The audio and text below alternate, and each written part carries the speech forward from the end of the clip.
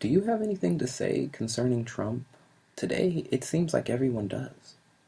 Well, this is quite a divisive issue to say the least, so before we go any further, let's momentarily disengage our belief system or political views. The election of Donald Trump is not a standalone issue and is indicative of something else entirely, as are many of what became the controversies surrounding him. Controversies I'll give my take on, like the wall, transgenders in the military, and time travel. Trump isn't without a set of mysteries. We'll get to that later.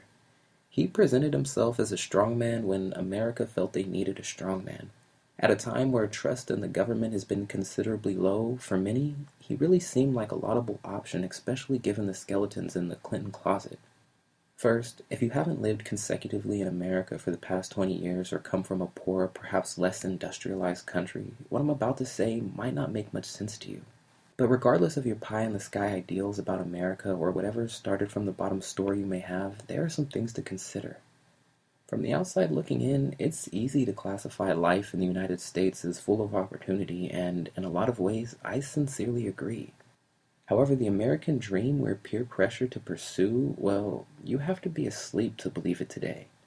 This just isn't the same America the previous generations have grown accustomed to. The average American makes $4,000 less than they did not even a decade ago. The collective American IQ is on the decline, and American scholastic comparison to other like nations continue to pale in contrast. Wage growth in certain parts of the country has been stagnating while the unemployment numbers continue to fluctuate. Homelessness and hunger are on the rise in this nation, while increasingly more people are making earnings at or below the poverty line. We are literally on the precipice of a have and have not scenario. The middle class is becoming the working poor.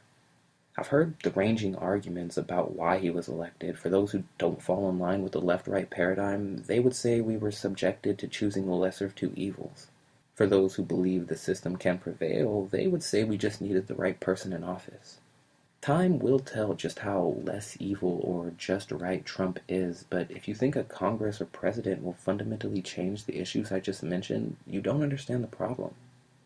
There's always been divide in the political world, but now more than ever, in terms of this generation, has that divide become more blatant, so in no way am I discounting some of history's more prolific changes in political economic tides.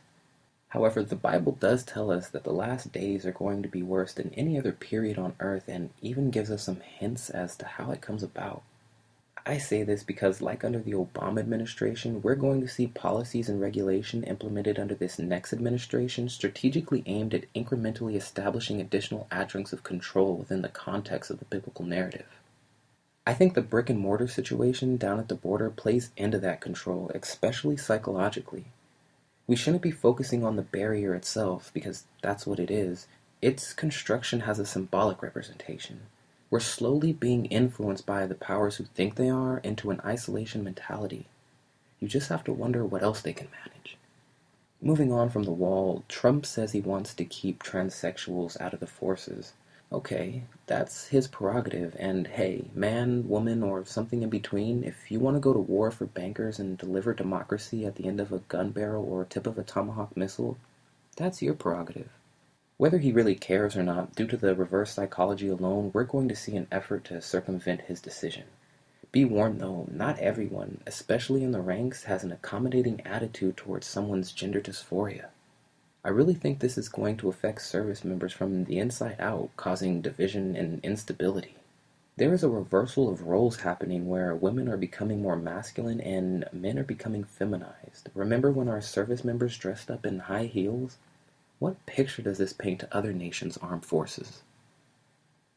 Now, there are those who think Trump is anti-establishment. I don't share that sentiment. Ultimately, I think Trump is going to do what each of his predecessors have been conscripted to do, and that is to play a role while the real power pyramid players operate in the background.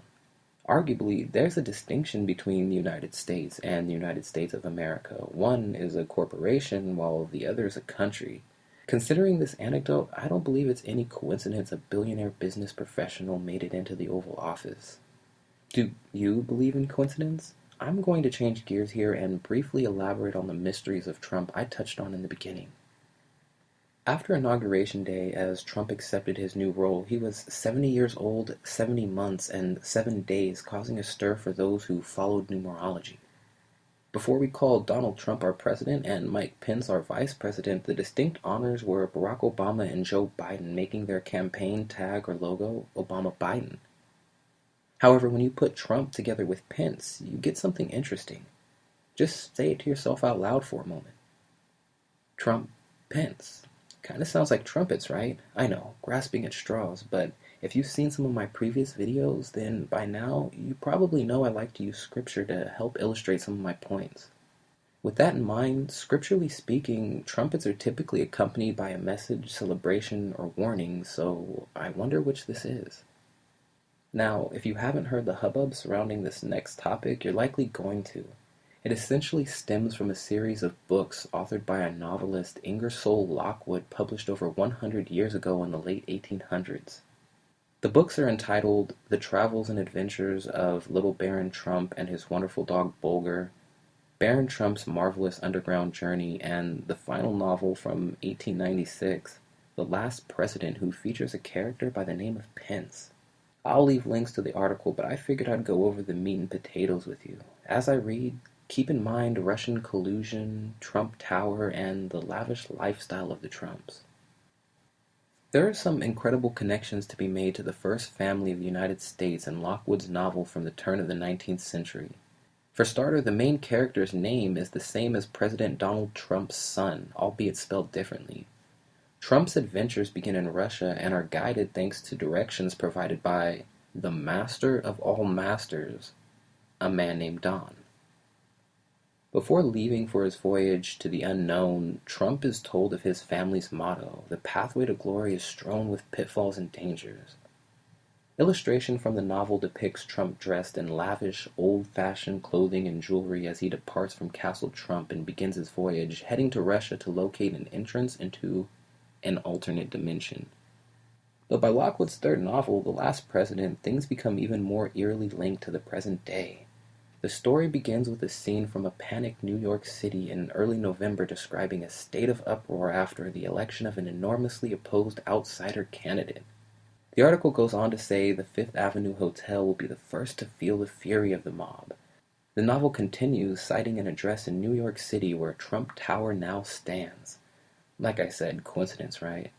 There's a Back to the Future connection as well. The character Biff, who not only went back in time, resulting in his becoming wealthy and powerful, was modeled after Trump, even bearing a slight resemblance to him. Just a coincidence the main character's name is Baron Trump, guided by the master of all masters, a man named Don. Interestingly enough, Trump's uncle, John George Trump, had ties to Nikola Tesla, a prolific inventor of many modern marvels of his day. Most know Tesla died and upon his death had his possessions seized by the government to ensure he wasn't developing anything that could undermine national security.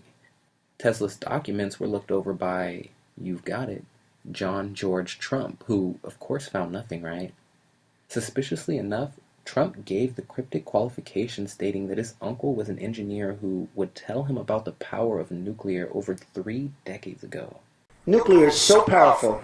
My uncle explained that to me many, many years ago, the power, and that was 35 years ago. He would explain the power of what's going to happen, and he was right. Who would have thought? Now this next bit comes from The Christian Who Cried Antichrist. As most of you know, Trump picked up a nickname in his early candidacy, the Donald. Looking into the etymology of that name, as I'm sure you know I like to do, it has a Scottish origin meaning world leader. This brought many to think President Trump was the Antichrist and, like the 1800 novel, used time travel to become rich and powerful. Daniel 7:25 at least once has been used to justify this claim. And he shall speak great words against the Most High, and shall wear out the saints of the Most High, and think to change times and laws, and they shall be given into his hand until a time and times and the dividing of time.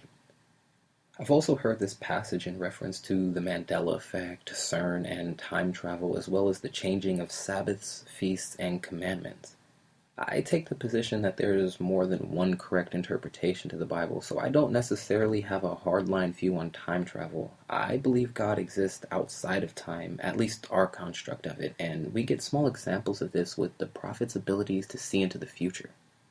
Now, do I think our president is the Antichrist? The short answer is no, although Antichrist is a kind of title, so there's still a possibility he can be a type of Antichrist, but likely not the Antichrist on the biblical prophetic radar.